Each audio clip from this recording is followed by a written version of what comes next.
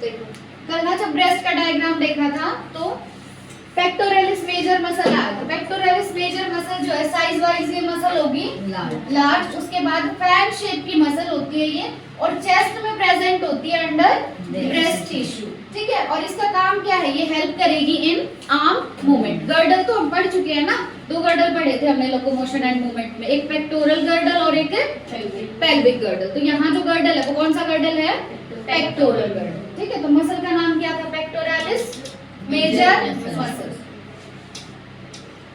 ये कोई दिक्कत नहीं है ना इसमें? नहीं। ब्रेस्ट है, ब्रेस्ट के अंदर कौन सा टिश्यू है, ग्लैंडुलर टिश्यू। ग्लैंडुलर टिश्यू, और ग्लैंडुलर टिश्यू में कितने लोब बने हुए हैं, 15 से 20 लोब बने हुए हैं। हर एक लोब के अंदर प्रेजेंट था क्लस्टर ऑफ सेल्स। उस क्लस्टर ऑफ सेल्स को क्या बोलते हैं, एल्वियोलाई। वो सेल प्रोड्यूस करेंगे मिल्क। वो मिल्क स्टोर होगा in the lumen of alveoli. उसके बाद एल्वियोलाई खुलती है इन मेमोरी ट्यूब्यूल। फिर सारी मेमोरी ट्यूब्यूल मिलके खुलेंगे मेमोरी डक्ट में, और सारे मेमोरी डक्ट मिलके खुलते हैं इन मेमोरी एम्पुला। ठीक है, और सारे मेमोरी एम्पुला मिलके खुलेंगे lactiferous duct.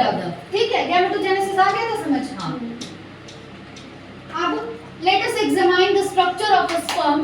It is a microscopic structure. और क्या क्या होगा इसमें, हेड होगा, नेक, a middle piece and a tail. देखो अब हमें स्पर्म का स्ट्रक्चर पढ़ना है। स्पर्म का जो स्ट्रक्चर है वो माइक्रोस्कोपिक है, मतलब नेकेड आई से हम स्पर्म को नहीं देख सकते। स्पर्म को देखने के लिए जरूरत होगी माइक्रोस्कोप की। ठीक है, स्पर्म के स्ट्रक्चर में क्या क्या आएगा, सबसे पहले है हेड, हेड के बाद आएगा नेक, नेक के बाद मिडल पीस, और लास्ट में आएगी टेल। ठीक है, तो स्पर्म के स्ट्रक्चर में सबसे पहले क्या है, हेड, हेड के बाद नेक, नेक के बाद मिडल पीस, और लास्ट में आएगी टेल। लास्ट में क्या आएगी, टेल आएगी। अब देखो, a plasma membrane envelops the whole body of the sperm. ये स्पर्म की पूरी बॉडी को कवर करके रखा है प्लाज्मा मेम्ब्रेन। स्पर्म की पूरी बॉडी को किसने कवर करके रखा है, प्लाज्मा मेम्ब्रेन में। ठीक है, the sperm head contains an elongated haploid nucleus. जो स्पर्म का हेड है, अब हमें पता है स्पर्म जो है उसकी प्लॉइडी क्या होती है, एन। स्पर्म की प्लॉइडी क्या है, एन, है ना। यानी इसके न्यूक्लियस में जो प्लॉइडी हम बात करेंगे वो कैसी होगी, डिप्लॉइड या हैप्लॉइड, हैप्लॉइड। तो जो स्पर्म का हेड है उसके अंदर प्रेजेंट है न्यूक्लियस, प्लॉइडी क्या होगी, हैप्लॉइड। और शेप कैसी है उसकी, इलोंगेटेड। कैसा है न्यूक्लियस, इलोंगेटेड है। The anterior portion of which is covered by a cap-like structure. Anterior मतलब आगे वाला, anterior मतलब आगे वाला। तो इसका जो anterior part होगा, यानी जो आगे वाला part होगा, वो एक कैप से कवर है। उस कैप का नाम क्या है, एक्रोसोम। क्या है उसका नाम, एक्रोसोम। तो स्पर्म का जो न्यूक्लियस है वो कहाँ पे प्रेजेंट होता है, हेड में। स्पर्म का न्यूक्लियस कहाँ होगा, हेड में। और न्यूक्लियस की शेप कैसी होगी, एलोंगेटेड। शेप कैसी होगी, एलोंगेटेड। और जो ये हेड है, हेड का जो एंटीरियर पार्ट है, एंटीरियर मतलब आगे वाला पार्ट, उसपे कैप लाइक स्ट्रक्चर है। कैप लाइक स्ट्रक्चर का नाम क्या होगा, एक्रोसोम। एक्रोसोम क्या होगा नाम, एक्रोसोम। अब इस एक्रोसोम के अंदर भरे हुए हैं एंजाइम। एक्रोसोम के अंदर क्या भरे हुए हैं, एंजाइम भरे हुए हैं। और इन एंजाइम का काम है ओवम को फर्टिलाइज करना। जब स्पर्म ओवम को फर्टिलाइज करेगा तो ये एंजाइम रिलीज होंगे, और जो ओवम की वॉल है ना, दीवार है, उसको तोड़ने में हेल्प करेगा कौन, एक्रोसोम। क्यों तोड़ पाता है ये ओवम की वॉल को, क्योंकि इसके पास है बहुत सारे एंजाइम्स। ठीक है, the middle piece possesses numerous mitochondria. अब मिडल पीस के पास आते हैं। मिडल पीस में प्रेजेंट है बहुत सारे माइटोकॉन्ड्रिया। अब देखो, स्पर्म के पास टेल है। टेल क्यों है, ताकि वो स्विम करके ओवम के पास पहुंच सके। अगर किसी को भी स्विम करना है तो उसको एनर्जी की तो जरूरत पड़ेगी, और एनर्जी कहाँ से आएगी, माइटोकॉन्ड्रिया से। तो स्पर्म को स्विम करने के लिए एनर्जी कौन देता है, माइटोकॉन्ड्रिया, जो कि प्रेजेंट है उसके मिडल पीस में। माइटोकॉन्ड्रिया कहाँ प्रेजेंट है, मिडल पीस में प्रेजेंट है। which produce energy for the movement of tail that facilitates sperm motility essential for fertilization. अगर स्पर्म को ओवम को फर्टिलाइज करना है तो उसको मोटाइल होना पड़ेगा। मोटाइल मतलब मूवमेंट होनी चाहिए उसकी, है ना। और मूवमेंट के लिए स्पर्म के अंदर प्रेजेंट है टेल, लेकिन इसको एनर्जी चाहिए मूवमेंट के लिए। वो एनर्जी कौन देगा, माइटोकॉन्ड्रिया, जो 60% है। उसके बाद ये वाली लाइन सबसे ज्यादा इंपॉर्टेंट है इस पैराग्राफ में। The human male ejaculates about 200 to 300 million sperms during a coitus, of which for normal fertility at least 60% sperms must have normal shape and size, and at least 40% of them must show vigorous motility. एक ejaculation में, ejaculation का मतलब क्या है कि जब mail अपना सीमेन release करता है, सीमेन में क्या क्या बताया था, एक तो स्पर्म आएंगे और तीनों जो एसेसरी ग्लैंड है उनका सिक्रीशन है ना, वो बनाएगा सीमेन। तो जब मेल अपना सीमेन रिलीज करता है एक बार में तो उसको बोलेंगे इजैकुलेशन। क्या बोलेंगे? इजैकुलेशन। एक इजैकुलेशन में जो मेल है वो कितने स्पर्म रिलीज करता है? 200 to 300 मिलियन। कितने? 200 to 300 मिलियन स्पर्म रिलीज करेगा ड्यूरिंग अ कोइटस, एक कोइटस के दौरान। फॉर विच नॉर्मल फर्टिलिटी, अगर हम चाहते हैं कि फर्टिलिटी नॉर्मल हो, फर्टिलिटी नॉर्मल मतलब स्पर्म जो है वो एग को फर्टिलाइज कर दे, तो उसके लिए क्या जरूरी है कि इनमें से लगभग 60% जो है उनका शेप और साइज नॉर्मल होना चाहिए। सेम नहीं, नॉर्मल शेप और साइज नॉर्मल होना चाहिए, और उनमें से भी 40% की विगरस मोटिलिटी होनी चाहिए। विगरस मोटिलिटी मतलब बहुत भयंकर तरीके से वो मूव करके जा सके, मतलब रेस लगी हुई है यहाँ पे। ये 40% to 60% का है, उसका है। देखो हुआ क्या कि total 200 to 300 million sperm male ने रिलीज किए, ठीक है। लेकिन हम यूं नहीं सुनते हमेशा कि स्पर्म्स के बीच में रेस लगती है और कोई एक ही फाइनली एग तक पहुंच पाएगा। होता क्या है कि रिलीज तो कितने हुए? 200 to 300 रिलीज हुए, लेकिन उनमें से ना 40% तो ऐसे थे जिनकी शेप और साइज ही खराब थी, तो वो तो रेस में शुरू में ही फेल हो गए। बचे कितने? 60%। 60% ऐसे हैं जिनकी शेप भी नॉर्मल है और साइज भी नॉर्मल है, मतलब कंपटीशन इन 60% के बीच में है। पर इन 60% में से भी एग के पास वो पहुंचेगा जिसकी स्पीड सबसे ज्यादा होगी, मतलब इस 60% में से भी 40% जो है उनकी विगरस मोटिलिटी होनी चाहिए। विगरस मोटिलिटी मतलब स्पीड बहुत ज्यादा होनी चाहिए ट्रेवल करने की, ठीक है। Sperms released from the seminiferous tubule, अपना कंफ्यूजन यहाँ होता है कि 60% के लिए मोटिलिटी थी या इसके लिए शेप और साइज था, तो 60% का तो शेप और साइज नॉर्मल होना चाहिए और उसमें से 40% विगरस मोटिलिटी शो करते हो। Sperms released from the seminiferous tubules are transported by the accessory duct। देखो स्पर्म बने कहाँ पे थे? सेमिनिफेरस ट्यूब्यूल में बने थे। फिर उस सेमिनिफेरस ट्यूब्यूल से बाहर भी तो लेके आना है ना स्पर्म को, तो वहां से स्पर्म को उठा के कौन लेके आई थी? Accessory duct. कौन उठा के लाई थी? Accessory duct. पहली एसेसरी डक्ट कौन सी थी? Radius. Secretions of epididymis, vas deferens, seminal vesicle and prostate are essential for maturation and motility of sperm। Sperm के मैच्योर होने के लिए और स्पर्म की मोटिलिटी के लिए किस किस के सिक्रेशन इंपॉर्टेंट है? पहला एपिडिडाइमिस, दूसरा वास डेफरेंस, तीसरा सेमिनल वेसिकल और fourth prostate gland. Epididymis, vas deferens, seminal vesicle और प्रोस्टेट ग्लैंड, इनके सिक्रेशंस बहुत इंपॉर्टेंट है ताकि स्पर्म की मैच्योरेशन हो सके उसका और उसको मोटिलिटी जितनी चाहिए वो मिल सके। The seminal plasma along with the sperm, seminal plasma और sperm मिलके क्या बनाते हैं? सीमेन। सीमेन बनाते हैं। क्या बनाते हैं? सीमेन। The functions of male sex accessory duct and glands are maintained by the testicular hormone, जिनको हम बोलते हैं एंड्रोजन्स। तो जो मेल सेक्स एसेसरी डक्ट है और एसेसरी ग्लैंड है, ये अच्छे से काम करते रहे। इस चीज को रेगुलेट कौन करेंगे? एंड्रोजन्स। और एंड्रोजन्स को हम क्या बोलते हैं? Testicular hormones. क्या बोलते हैं? Testicular hormones. देखो जो पूरा स्पर्म है उसका स्ट्रक्चर किससे कवर्ड है? प्लाज्मा मेम्ब्रेन से। कितने पार्ट है? पहला पार्ट हेड, दूसरा नेक, तीसरा मिडल पीस और फोर्थ होगा माइटोकॉन्ड्रिया और लास्ट है टेल। अब पूरा ये कवर्ड है प्लाज्मा मेम्ब्रेन से। फिर जो हेड है, हेड के पास प्रेजेंट है हैप्लॉइड न्यूक्लियस। क्या है? Haploid nucleus. कैसा होगा न्यूक्लियस? elongated। थोड़ा लंबा दिख रहा है ना, तो न्यूक्लियस कैसा होगा?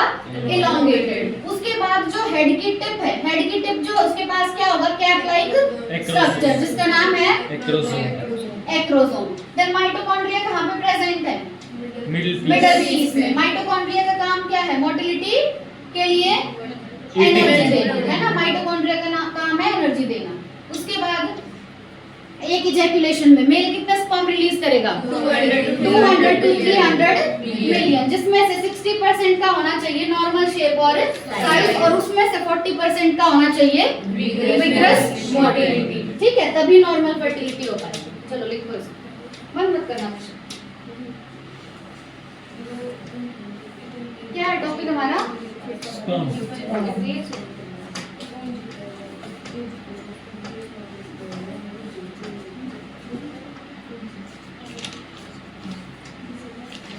बताओ फर्स्ट स्ट्रक्चर क्या है इसका? हेड। सबसे पहले होगा हेड। अच्छा, पूरा जो स्पर्म का स्ट्रक्चर है वो कवर्ड है by plasma membrane, covered by plasma membrane.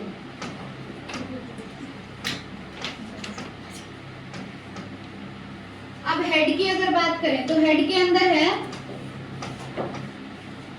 Haploid nucleus. इसके अंदर क्या है? Haploid nucleus.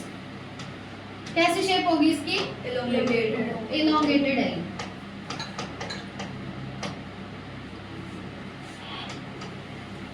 अब हेड के कौन से पार्ट में क्या लाइक स्ट्रक्चर होगा? एंटीरियर।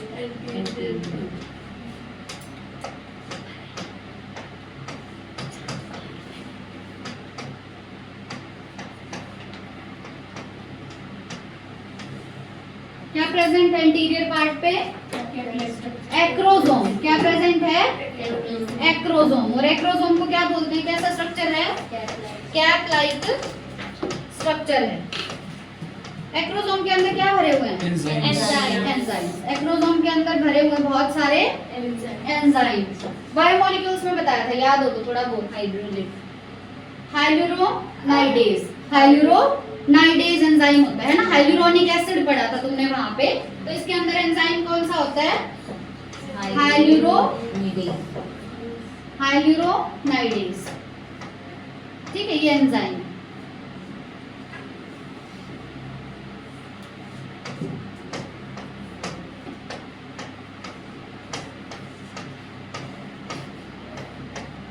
ये एंजाइम्स का फायदा क्या होगा? Help to fertilize ovum. Help to fertilize ovum. ठीक है। उसके बाद क्या था? सेकंड स्ट्रक्चर क्या था? नेक ना। सेकंड स्ट्रक्चर क्या था? नेक। और तीसरा था मिडल पीस। तीसरा स्ट्रक्चर क्या था? Middle piece. मिडल पीस में प्रेजेंट है माइटोकॉन्ड्रिया। बहुत सारे माइटोकॉन्ड्रिया होंगे। Has numerous mitochondria. अब माइटोकॉन्ड्रिया का काम क्या है? Will provide energy for movement of swimming, है ना। Will provide energy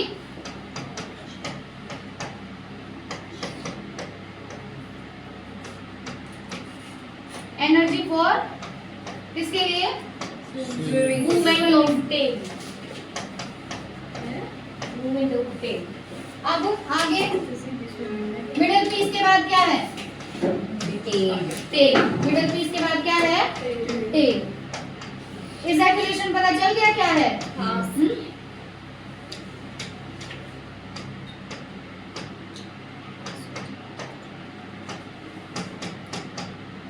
During coitus, male ejaculates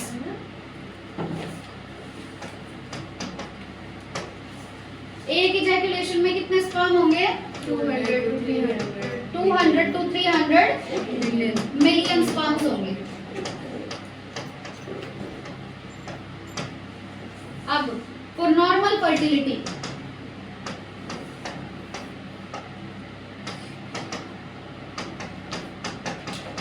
fertility के लिए इनमें से 60% must have normal shape and size.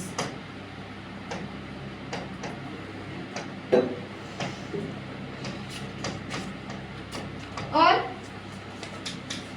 इसमें से 40% must have vigorous motility. 40% to 60%. हाँ, must have vigorous motility. जिनकी शेप और साइज ठीक नहीं थी वो तो पहले ही रिजेक्ट हो गए ना.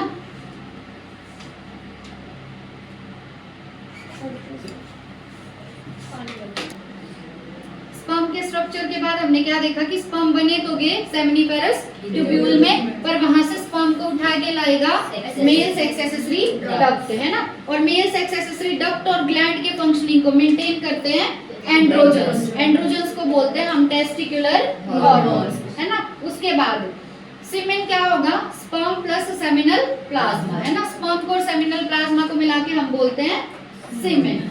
And seminal plasma is rich in Fructose, calcium and some enzymes. Calcium and some enzymes. ठीक है. और क्या था इसमें, Motility. स्पर्म की मोटिलिटी और उसका मैच्योरेशन जो है उसके लिए कि कौन कौन से सिक्रेशन रिस्पांसिबल हैं. Secretions from epididymis, vas deferens, seminal vesicle और प्रोस्टेट ग्लैंड. इनके सिक्रेशंस हेल्प करेंगे इन स्पर्म का मैच्योरेशन एंड स्पर्म की मोटिलिटी. अब तक ना हमने क्या पढ़ा है, स्पर्मेटोजेनेसिस. स्पर्मेटोजेनेसिस मतलब स्पर्म का बनना. अब गैमेटोजेनेसिस में दूसरी प्रोसेस आती है oogenesis. oogenesis मतलब ओवम का बनना, है ना.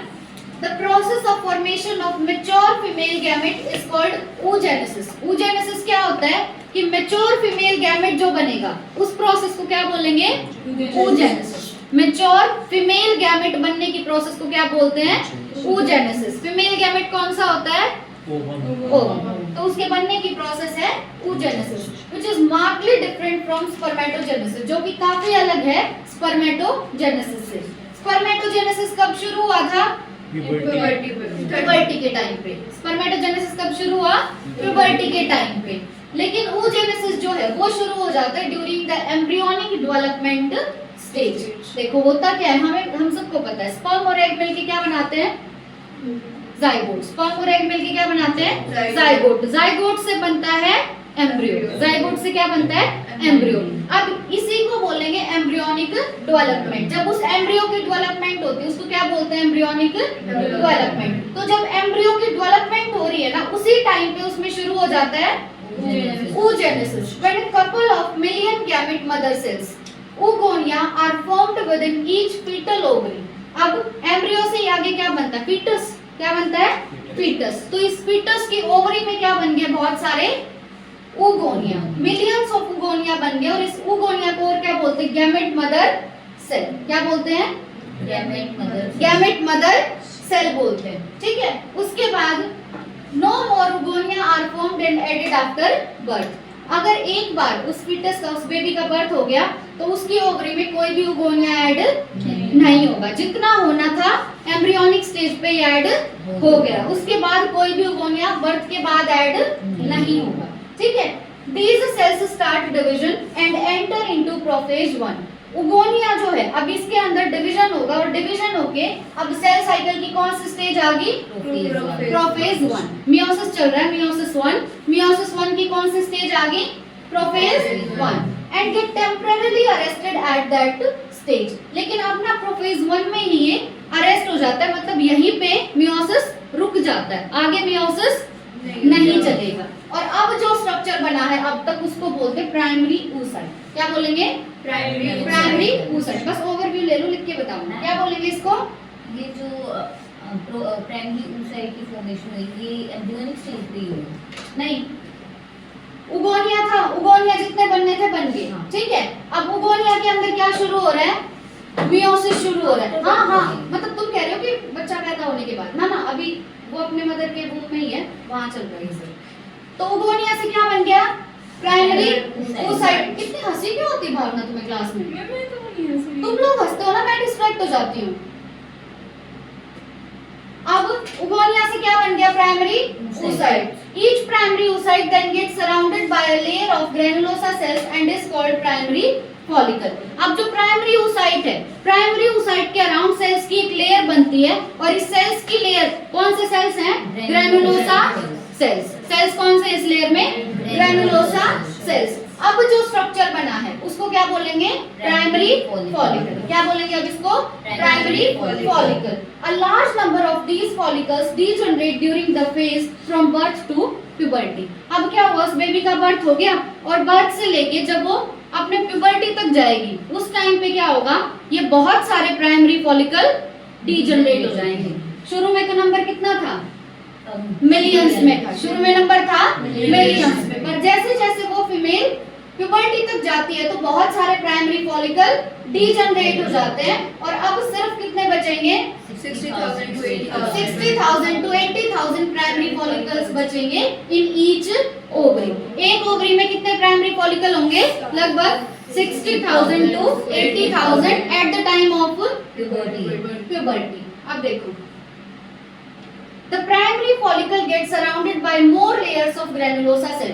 अब प्राइमरी फॉलिकल के अराउंड और लेयर बनने लग जाएंगी। कौन से सेल्स की? ग्रैनुलोसा सेल्स की। And a new theca and are called secondary follicles. अब दो लेयर बन गई, एक तो बहुत सारी लेयर बन गई किसकी? ग्रैनुलोसा सेल्स की, और साथ में बन गई एक थीका। साथ में एक और लेयर बन गई, उसका नाम क्या रख दिया? थीका। और अब ये जो स्ट्रक्चर बना है इसको बोलेंगे सेकेंडरी फॉलिकल। इसको क्या बोलेंगे? Secondary follicle. एक बार यहाँ तक समझ लो। देखो हुआ क्या, एग था और स्पर्म था। क्या था? एग था और स्पर्म था। एग और स्पर्म के फ्यूजन से बना जाइगोट। क्या बना? जाइगोट बना। अब जाइगोट से बनेगा, अभी वहां मत जाओ, जाइगोट से बना एम्ब्रियो। जाइगोट से क्या बनेगा? एम्ब्रियो बन गया। अब ये जो एम्ब्रियो बना है ना, ये मान लो ये फीमेल है। ये एम्ब्रियो क्या है? फीमेल है। ठीक है, एम्ब्रियो क्या है? फीमेल है। फीमेल है तो फीमेल के पास क्या होंगी? ओवरी। फीमेल है तो फीमेल के पास होंगी ओवरी। अब इन ओवरी के अंदर बन जाते हैं गैमेट मदर सेल। इसकी ओवरी में क्या बन गई? Gamete mother cell. कौन सी स्टेज पे? एम्ब्रियोनिक स्टेज पे। एम्ब्रियोनिक स्टेज पे इसमें क्या बन गई? Gamete mother cell. क्या बन गई? Gamete mother cell. Gamete mother cell का एक और नाम है oogonia। गैमेट मदर सेल का एक और नाम क्या है? oogonia। प्लॉइडी बताना क्या होगी इसकी? 2n। अब तक कोई मियोसिस नहीं हुआ है तो प्लॉइडी होगी 2n। ठीक है, अब गैमेट मदर सेल या oogonia जो है, इनका नंबर कितना होगा? लगभग 1 मिलियन। नंबर कितना होगा? लगभग 1 मिलियन। अब इसमें शुरू होगा मियोसिस। क्या शुरू होगा? मियोसिस में पहले क्या आता है? मियोसिस 1। पहले क्या आता है? मियोसिस 1। मियोसिस 1 की जो पहली स्टेज है वो क्या होती है? प्रोफेज 1। पहली स्टेज क्या है? प्रोफेज 1। अब इसमें प्रोफेज 1 चला, लेकिन ये प्रोसेस यहीं पे रुक गई, यहीं पे अरेस्ट हो गई। तो ये प्रोसेस यहीं रुकी। उसके बाद जो स्ट्रक्चर बना है यहाँ पे उसको हम क्या बोलेंगे? Primary oocyte। इसको क्या बोलेंगे? Primary oocyte। ठीक है, अब हमारे पास प्रेजेंट है प्राइमरी oocyte। ये मान लो ये है हमारा प्राइमरी oocyte। प्राइमरी oocyte की प्लॉइडी क्या होगी? अभी मियोसिस कंप्लीट नहीं हुआ है। मियोसिस अभी कंप्लीट नहीं हुआ है। प्रोफेज 1 के अंदर ही है हम अभी। ठीक है, तो प्लॉइडी क्या होगी? 2n प्राइमरी oocyte की। अब इस प्राइमरी oocyte के अराउंड एक लेयर बन जाएगी। कौन से सेल्स की? Granulosa sales. पर अंदर क्या प्रेजेंट है? ये ध्यान रखना, अंदर क्या प्रेजेंट है? Primary oocyte। बाहर लेयर किसकी बनी? ग्रैनुलोसा सेल्स की एक लेयर बन गई। और इस स्ट्रक्चर को अब हम क्या बोलेंगे? Primary follicle. इस स्ट्रक्चर को क्या बोलेंगे? प्राइमरी फॉलिकल बोलेंगे। अब ये जो बच्चा है, ये जो फीटस है, इसका हो गया बर्थ। अब इसका हो गया बर्थ। अब इसका बर्थ हुआ तो इसकी ओवरी में अभी क्या प्रेजेंट है?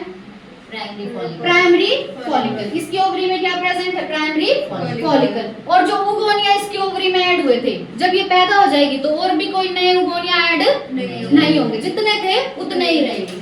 अब ये पैदा होगी, इसकी ओवरी में है प्राइमरी फॉलिकल। तो पैदा हुई तब से लेके मान लो 12 साल की एज तक, ये 12 साल की एज में इसमें आ गई प्यूबर्टी। क्या आ गई? प्यूबर्टी। पर प्यूबर्टी तक आते आते ये तो कितने थे? लगभग 1 मिलियन। लेकिन प्यूबर्टी तक आते आते इसमें से बहुत सारे प्राइमरी फॉलिकल हो जाते हैं डीजनरेट। क्या हो जाते हैं? डीजनरेट हो जाते हैं। और अब हर एक ओवरी में, इन ईच ओवरी कितने प्राइमरी फॉलिकल बचे? 60,000 टू 80,000 प्राइमरी फॉलिकल्स बचे। यहाँ तक समझ आया? एम्ब्रियोनिक स्टेज पे उसकी ओवरी में क्या थे? उगोनिया। उगोनिया का एक और नाम क्या है? Gamete mother cell. उगोनिया या गैमेट मदर सेल का नंबर कितना था? लगभग 1 मिलियन था। उसके बाद ये जो उगोनिया था इसके अंदर शुरू हुआ मियोसिस 1, लेकिन ये मियोसिस 1 में प्रोफेज 1 में ही रुक गया, है ना? तो अब बना प्राइमरी oocyte। अब बना प्राइमरी oocyte। फिर प्राइमरी oocyte के अराउंड बनी ग्रैनुलोसा सेल्स की एक लेयर, और स्ट्रक्चर का नाम हमने दिया प्राइमरी फॉलिकल। कितने प्राइमरी फॉलिकल रहेंगे प्यूबर्टी के टाइम पर? 60,000 टू 80,000। अब ये देखो, ये स्ट्रक्चर क्या है? Primary oocyte। प्राइमरी oocyte के अराउंड क्या था? ग्रैनुलोसा सेल्स की लेयर। अब और भी लेयर बन गई, कौन से सेल्स की? ग्रैनुलोसा सेल्स की। और साथ में बन गई एक थीका। साथ में क्या बन गई? एक थीका। इस स्ट्रक्चर को आप बोलेंगे सेकेंडरी फॉलिकल। इस स्ट्रक्चर को आप क्या बोलेंगे? Secondary follicle. पर इन सब के अंदर ये जो रखा हुआ है यही जाके बनाएगा हमारा एग। यही जाके बनाएगा एग। ये सारी तो बाहर की क्या है? सिर्फ लेयर्स है सेल्स की, ठीक है? तो प्राइमरी फॉलिकल में क्या था? ग्रैनुलोसा सेल की लेयर थी। पर सेकेंडरी फॉलिकल में क्या है? ग्रैनुलोसा सेल्स की बहुत सारी लेयर है, और साथ में है एक थीका। साथ में है एक थीका। यहाँ तक कंफ्यूजन है किसी को? चले आगे। अब देखो, The secondary follicle soon transform into a tertiary follicle। अब सेकेंडरी फॉलिकल के बाद बनेगा टर्शरी फॉलिकल। सेकेंडरी फॉलिकल के बाद बनेगा टर्शरी फॉलिकल। और बहुत इंपॉर्टेंट बात है कि इसका कैरेक्टरिस्टिक फीचर क्या है टर्शरी फॉलिकल का? कि यहाँ पे प्रेजेंट है एंट्रम। टर्शरी फॉलिकल में क्या प्रेजेंट है? एंट्रम। एंट्रम क्या होती है? एंट्रम होती है फ्लूइड फिल्ड कैविटी। एंट्रम क्या है? Fluid filled cavity. तो पूछते हैं, बताओ टर्शरी फॉलिकल का कैरेक्टरिस्टिक फीचर क्या है? उसमें प्रेजेंट है एंट्रम, जो कि है एक फ्लूइड फिल्ड कैविटी। उसके बाद the theca layer. Secondary follicle में एक एक्स्ट्रा लेयर कौन सी आ गई थी? थीका। यहाँ पे टर्शरी में क्या होगा कि जो थीका है, अब वो थीका ऑर्गेनाइज हो जाएगी। बाहर वाली थीका को बोलेंगे थीका एक्सटर्ना, और अंदर वाली थीका को बोलेंगे theca interna. It is important to draw your attention that it is at this stage the primary oocyte within the tertiary follicle grows in size and completes its first meiotic division। अब सिर्फ layers add होती जा रही थी बाहर, पर उन सब के बीच में तो क्या प्रेजेंट था? Primary oocyte। क्या प्रेजेंट था? Primary oocyte। और प्राइमरी oocyte अरेस्टेड था किसमें? प्रोफेज 1 में। किसमें अरेस्टेड था? प्रोफेज 1 में अरेस्टेड था। अब टर्शरी स्टेज पे आके क्या होगा कि प्राइमरी oocyte साइज में क्या होगा? इसी स्टेज पे प्राइमरी oocyte जो है वो साइज में ग्रो करेगा, और अब उसका फर्स्ट मेयोटिक डिवीजन कंप्लीट हो जाएगा। अब फर्स्ट मेयोटिक डिवीजन कंप्लीट। अब फर्स्ट मेयोटिक डिवीजन कंप्लीट, तो अब प्लॉइडी हो जाएगी 2n से n। अब प्लॉइडी हो जाएगी 2n से n, ठीक है? It is an unequal division. लेकिन यहाँ पे जो डिवीजन होगा वो कैसा होगा? जब मियोसिस 1 होता है तो एक सेल से कितने सेल बनते हैं? 2। मियोसिस 1 में एक सेल से कितने सेल बनते हैं? 2। दोनों इक्वल होने चाहिए ना, पर यहाँ पे दोनों इक्वल नहीं है। यहाँ पे डिवीजन कैसा होगा? अनइक्वल, ठीक है? जिसकी वजह से एक जो बड़ा सेल बनेगा उसको बोलेंगे सेकेंडरी oocyte। उसको क्या बोलेंगे? सेकेंडरी oocyte की प्लॉइडी क्या होगी? क्योंकि मियोसिस 1 कंप्लीट हो गया। और जो दूसरा छोटा सेल बनता है उसको बोलते हैं पोलर बॉडी, जो कि है छोटा इसलिए टाइनी बोलते, ठीक है? दूसरा जो सेल बना वो है टाइनी पोलर बॉडी, और ये हमारी पहली पोलर बॉडी है इसीलिए इसको बोलते हैं फर्स्ट पोलर बॉडी। क्या बोलते हैं? फर्स्ट पोलर बॉडी बोलते हैं। The secondary oocyte retains bulk of the nutrient-rich cytoplasm of the primary oocyte। ये प्राइमरी oocyte था, ये प्राइमरी oocyte ने डिवाइड होके बना दिया सेकेंडरी oocyte और पोलर बॉडी। अब इस प्राइमरी oocyte में जितना भी न्यूट्रिशन था ना, उस न्यूट्रिशन का ज्यादातर पोर्शन किसके पास चला गया? सेकेंडरी oocyte के पास। पोलर बॉडी को कुछ भी नहीं मिला, ठीक है? Can you think of any advantage for this? इसका कोई एडवांटेज है? एडवांटेज ये क्योंकि सेकेंडरी ओसाइटी आगे जाके हमें देगा एगर, है ना, या ovum. Does the first polar body born out of the first meiotic division divide further or degenerate? At present we are not very certain about this. ये जो फर्स्ट पोलर बॉडी है इसका आगे जाके क्या होता है इसकी डिस्कवरी अभी नहीं हुई है, ठीक है, इसका हमें नहीं पता अभी। The tertiary follicle further अब जो सेकेंडरी ओसाइट है वो कौन से फॉलिकल के अंदर प्रेजेंट है? टर्शरी फॉलिकल के अंदर। तो जो टर्शरी फॉलिकल है अब वो चेंज हो जाएगी ग्राफियन फॉलिकल में, और ग्राफियन फॉलिकल को और क्या बोलते हैं? मैच्योर फॉलिकल बोलते हैं। The secondary oocyte forms a new membrane called zona pellucida surrounding it. अब सेकेंडरी oocyte के अराउंड एक नई मेम्ब्रेन बन जाती है, उस मेम्ब्रेन का नाम है जोना पेलुसिडा। क्या है नाम? Zona pellucida. The Graafian follicle now rupture. अब ग्राफियन फॉलिकल रप्चर हो जाएगी यानी टूट जाएगी, और ग्राफियन फॉलिकल के अंदर क्या प्रेजेंट था? Secondary oocyte। क्या प्रेजेंट था? Secondary oocyte। अब सेकेंडरी oocyte को हम बोल रहे हैं ओवम। क्या बोल रहे हैं? ओवम। लेकिन एक्चुअल में ऐसा होता नहीं है, ठीक है। अब ये ओवरी से बाहर निकल जाएगा और इसी प्रोसेस को बोलेंगे ओव्यूलेशन। इसी प्रोसेस को क्या बोलेंगे? ओव्यूलेशन। देखो पूरा बता रही हूँ, बना के ध्यान से समझना, बिल्कुल कोई नहीं लिखेगा भी। बर्थ के टाइम हमारे पास क्या था? जीएमसी। जीएमसी मतलब गैमेट मदर सेल। जीएमसी मतलब gamete mother cell. Gamete mother cell की प्लॉइडी बताओ? 2n। क्रोमोसोम नंबर कितना होगा? 46। इसका एक और नाम क्या है? oogonia। एक और नाम क्या है? oogonia। नंबर कितना होगा? लगभग 1 मिलियन। नंबर कितना होगा? लगभग 1 मिलियन। अब ये जो oogonia या गैमेट मदर सेल है इसके अंदर होगा मियोसिस 1। क्या होगा? मियोसिस 1। लेकिन मियोसिस 1 जो है वो अरेस्ट हो जाएगा कौन से स्टेज में? प्रोफेज 1 में। प्रोफेज 1 में। और प्रोफेज 1 के भी डिप्लोटीन में अरेस्ट होता है। किसमें अरेस्ट होता है? डिप्लोटीन स्टेज में अरेस्ट हो गया, ठीक है। मतलब कि शुरू में कौन सी स्टेज होती है? प्रोफेज 1 में शुरू में क्या होता है? लेप्टोटीन। लेप्टोटीन के बाद जाइगोटीन। जाइगोटीन के बाद पैचिटीन। पैचिटीन के बाद डिप्लोटीन। तो डिप्लोटीन तक पहुंचा और यहीं पे आके मियोसिस 1 रुक गया। यहीं तक आकर मियोसिस 1 रुक गया। तो यहाँ पे जो स्ट्रक्चर बना उसको हमने क्या बोला? Primary oocyte। इसको हमने क्या बोला? प्राइमरी oocyte बोला। अब ये है हमारा प्राइमरी oocyte। तो प्राइमरी oocyte के अराउंड अब क्या बनी?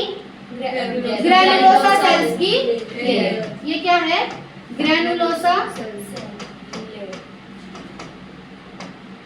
Layer of granulosa cells. और इस स्ट्रक्चर को क्या नाम दिया हमने? Primary follicle. देखो फॉलिकल ना, फॉलिकल का मतलब क्या? यूं नहीं लग रहा लेयर बन गई तो लेयर आ रही है आसपास तो फॉलिकल बन रहा है। तो जो ग्रैनुलोसा सेल की पहली लेयर आई उसके बाद क्या बना? Primary follicle. प्राइमरी फॉलिकल के अंदर क्या प्रेजेंट है? Primary oocyte। प्लॉइडी क्या होगी इसकी भी? 2n। प्लॉइडी क्या होगी? 2n।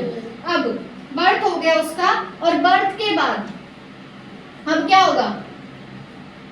नंबर जो है इसका वो प्यूबर्टी तक जाते जाते प्राइमरी फॉलिकल का कम हो जाएगा। बहुत सारे प्राइमरी फॉलिकल डीजनरेट हो जाएंगे और हर एक ओवरी में अब सिर्फ कितने प्राइमरी फॉलिकल बचे हैं? 60,000 to 80,000 प्राइमरी फॉलिकल बचे हैं। अब ये है हमारे पास प्राइमरी oocyte। ये क्या है? Primary oocyte। इसके अराउंड पहले ये लेयर थी ग्रैनुलोसा सेल्स की, अब और लेयर ऐड होगी। किसकी? ग्रैनुलोसा सेल्स की। ग्रैनुलोसा सेल्स की और लेयर ऐड होगी और साथ में आ गई एक थीका। साथ में ये जो अलग लेयर आई है इस लेयर का नाम क्या है? थीका। इस लेयर का नाम है थीका। इस स्ट्रक्चर को क्या बोलेंगे? Secondary follicle. इसको बोलेंगे सेकेंडरी फॉलिकल। क्या बोलेंगे? Secondary follicle. अब सेकेंडरी फॉलिकल चेंज होगा टर्शरी फॉलिकल में। सेकेंडरी फॉलिकल चेंज होगा टर्शरी फॉलिकल में।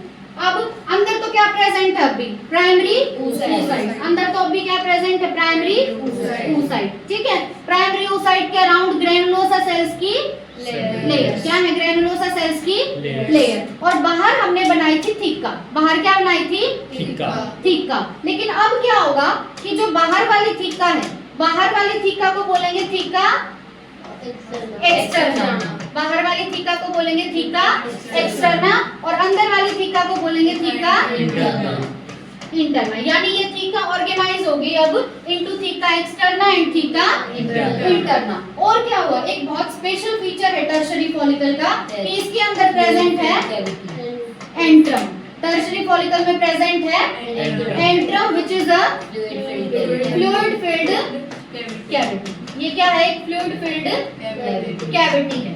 अब तक हम कहां पहुंच गए? टर्शरी फॉलिकल में। अब टर्शरी फॉलिकल के अंदर क्या प्रेजेंट है? Primary oocyte। क्या प्रेजेंट है? Primary oocyte। अब ये प्राइमरी oocyte साइज में ग्रो करेगा। ये प्राइमरी oocyte बड़ा हो गया ना, तो साइज में ग्रो कर गया।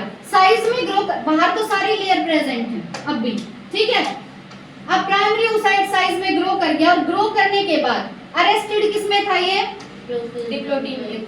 प्रोफेज 1 की डिप्लोटीन में अरेस्ट था। तो अब इसका मियोसिस 1 कंप्लीट हो जाएगा। मियोसिस 1 इसका कंप्लीट हो गया। किसका? प्राइमरी oocyte का। तो ये तुम्हारा प्राइमरी oocyte था, इसका मियोसिस 1 कंप्लीट हो गया। तो कितने सेल बनेंगे? 2 सेल। कितने सेल बनेंगे? 2 सेल। एक सेल बनेगा बड़ा और दूसरा सेल बनेगा छोटा। प्राइमरी oocyte से जो बड़ा सेल बना है उस बड़े सेल का नाम क्या दिया हमने? Secondary oocyte। और ये जो छोटा बना है ये है फर्स्ट पोलर बॉडी। ये क्या है? फर्स्ट पोलर बॉडी, ठीक है। अब जो सेकेंडरी oocyte है, सेकेंडरी oocyte की प्लॉइडी बताना। एन। सेकेंडरी oocyte की प्लॉइडी होगी एन। अब हमारे पास केस क्या है कि ये है हमारा सेकेंडरी oocyte। ये क्या है? Secondary oocyte। सेकेंडरी oocyte के अराउंड क्या प्रेजेंट है? ग्रैनुलोसा सेल्स की layer, theca interna, theca externa. और अब क्या होगा? ये जो सेकेंडरी oocyte है किसके अंदर प्रेजेंट है? कौन सी फॉलिकल के अंदर है? टर्शरी फॉलिकल में। किसमें है? टर्शरी फॉलिकल में। अब टर्शरी फॉलिकल से बनेगा ग्राफियन फॉलिकल। टर्शरी फॉलिकल से बनेगा ग्राफियन फॉलिकल। ग्राफियन फॉलिकल का एक और नाम मैच्योर फॉलिकल। क्या है? एक और नाम मैच्योर फॉलिकल। अब क्या होगा? ग्राफियन फॉलिकल के अंदर ये सेकेंडरी oocyte अपने अराउंड एक लेयर बना लेता है। उस लेयर का नाम है जोना पेलुसिना, ठीक है। ग्राफियन फॉलिकल में सेकेंडरी oocyte अपने अराउंड एक लेयर बना लेगा। उस लेयर का नाम क्या है? जोना पेलुसिना। लेयर का नाम क्या है? जोना पेलुसिना। अब ये क्या बन के तैयार हो गया? Secondary oocyte। ये क्या है? सेकेंडरी oocyte, जिसको इन्होंने क्या बोल दिया? ओवम। इन्होंने क्या बोल दिया? बट एक्चुअल में ये ओवम होता नहीं, ठीक है। जो हम हमेशा यूं बोलते हैं ना कि ओवम रिलीज होने की प्रोसेस को ओव्यूलेशन कहते हैं। ओवम रिलीज होने की प्रोसेस को ओव्यूलेशन नहीं कहते। सेकेंडरी oocyte रिलीज होने की प्रोसेस को ओव्यूलेशन कहा जाता है। और सेकेंडरी oocyte ओवम नहीं होता। देखो, हम जितनी भी फीमेल्स है ना या जितनी भी गर्ल्स हैं, हमारे अंदर क्या बनता है? Secondary oocyte। अभी तक क्या बना है? क्या कंप्लीट हुआ है? मियोसिस 1। अभी तक क्या कंप्लीट हुआ है? मियोसिस 1। मियोसिस 2 अभी कंप्लीट नहीं हुआ है। मियोसिस 2 सिर्फ तब कंप्लीट होगा जब हमारी बॉडी में आएगा स्पर्म। जब तक हमारी बॉडी में स्पर्म नहीं आता तब तक हमारी बॉडी में एग नहीं बनता, ठीक है। तो हमारी बॉडी में सिर्फ क्या प्रेजेंट है? Secondary oocyte। क्या प्रेजेंट है? Secondary oocyte। एग हमारी बॉडी में प्रेजेंट नहीं है। तो क्या सेकेंडरी oocyte रिलीज होने की प्रोसेस को ओव्यूलेशन करेंगे ना? एग रिलीज होने की प्रोसेस को ओव्यूलेशन नहीं करेंगे, है ना। तो अब बन क्या गया ओवरी के अंदर? Secondary oocyte। ओवरी में अब क्या बन गया? सेकेंडरी oocyte, जिसको इन्होंने बोल दिया ओवम। और ये सेकेंडरी oocyte जब हर मेंस्ट्रुअल साइकिल के दौरान रिलीज होता है तो इसको बोलेंगे ओव्यूलेशन। क्या बोलेंगे? ओव्यूलेशन। तो सेकेंडरी oocyte जब ओवरी से निकलता है तो उसको क्या बोलते हैं? ओव्यूलेशन। पर अब तक सिर्फ कौन सा मियोसिस कंप्लीट हुआ है? मियोसिस 1। जब स्पर्म आएगा तब कंप्लीट होगा मियोसिस 2 और ये सेकेंडरी oocyte फिर बनाएगा एग और सेकंड पोलर बॉडी, ठीक है। फर्टिलाइजेशन के टाइम पे समझेंगे ये। अभी तक फीमेल की ओवरी में सिर्फ और सिर्फ क्या प्रेजेंट है? Secondary oocyte। जिसमें कंप्लीट हुआ है अभी सिर्फ मियोसिस 1। जब स्पर्म आएगा इस सेकेंडरी oocyte के कांटेक्ट में, तो सेकेंडरी oocyte के अंदर होगा मियोसिस 2। क्या होगा? मियोसिस 2। और फिर सेकेंडरी oocyte से बन जाएगा एक तो एग, और साथ में बनेगी सेकेंड पोलर बॉडी, साथ में बनेगी सेकेंड पोलर बॉडी। तो फर्स्ट पोलर बॉडी तो बनती रहती है हमारे अंदर, पर सेकेंड पोलर बॉडी सिर्फ और सिर्फ कब बनेगी? जब मियोसिस फर्टिलाइजेशन होगा। सेकेंड पोलर बॉडी सिर्फ कब बनेगी? जब फर्टिलाइजेशन के बाद बनती है सेकंड पोलर। जैसे ही स्पर्म आया, सेकेंडरी oocyte और स्पर्म का कांटेक्ट हुआ, तो क्या बनेगा? सेकेंडरी oocyte बना देगा एग। ठीक है, स्पर्म के आने पे सेकेंडरी oocyte बना देगा एग, और साथ में कौन सी पोलर बॉडी बनेगी? Second polar body. ठीक है, अगर फर्टिलाइजेशन नहीं तो सेकेंड पोलर बॉडी भी नहीं बनेगी। ठीक है, बहुत ज्यादा इंपॉर्टेंट है ये। स्पर्मेटोजेनेसिस बहुत इजी है, पर इसमें कंफ्यूजन होता है सबको। क्या था? बर्थ के टाइम पे तो कितने थे प्राइमरी फॉलिकल हर एक ओवरी में? 1 मिलियन। बर्थ के टाइम पे, हाँ, अच्छा, बर्थ के टाइम पे थे 1 मिलियन, लेकिन बर्थ से जैसे ही वो प्यूबर्टी तक गई तो कितने रह गए प्राइमरी फॉलिकल? 60,000 टू 80,000। और इस प्राइमरी फॉलिकल के अंदर क्या प्रेजेंट है? Primary oocyte। प्राइमरी फॉलिकल के अंदर क्या प्रेजेंट है? प्राइमरी oocyte, है ना। फिर प्राइमरी फॉलिकल से बनेगा सेकेंडरी फॉलिकल, फिर सेकेंडरी फॉलिकल से टर्शियरी फॉलिकल। लेकिन अब तक इन सब के अंदर क्या है? प्राइमरी oocyte, है ना। फिर टर्शियरी लेवल पे जाके क्या होगा? इस प्राइमरी oocyte का साइज बड़ा होगा, और प्राइमरी oocyte का मियोसिस 1 अब कंप्लीट हो जाएगा, और अब ये प्राइमरी oocyte बनाएगा सेकेंडरी oocyte और फर्स्ट पोलर बॉडी। ज्यादा सारा न्यूट्रिशन किसके पास जाएगा? Secondary oocyte। सेकेंडरी oocyte के पास। फर्स्ट पोलर बॉडी को ज्यादा कुछ नहीं मिलेगा। सेकेंडरी oocyte बन गया। अब सेकेंडरी oocyte आगे क्या बन गया? Graafian follicle. और लेयर्स ऐड होंगी ना सेकेंडरी oocyte के अराउंड, तो बन गया ग्राफियन फॉलिकल यानी मैच्योर फॉलिकल। फिर सेकेंडरी oocyte जो है अपने अराउंड एक लेयर बना लेगा, उसका नाम है ज़ोना पेलुसिडा। लेयर का नाम है ज़ोना पेलुसिडा। और जब ये ग्राफियन फॉलिकल टूटती है, रप्चर होती है, तो ये सेकेंडरी oocyte रिलीज हो जाता है, जिस प्रोसेस को बोलते हैं ओव्यूलेशन। प्रोसेस को क्या बोलेंगे? ओव्यूलेशन। ओव्यूलेशन बोलेंगे। आया समझ? या फिर से बताओ? नहीं। आ गया? चलो लिख लेते हैं।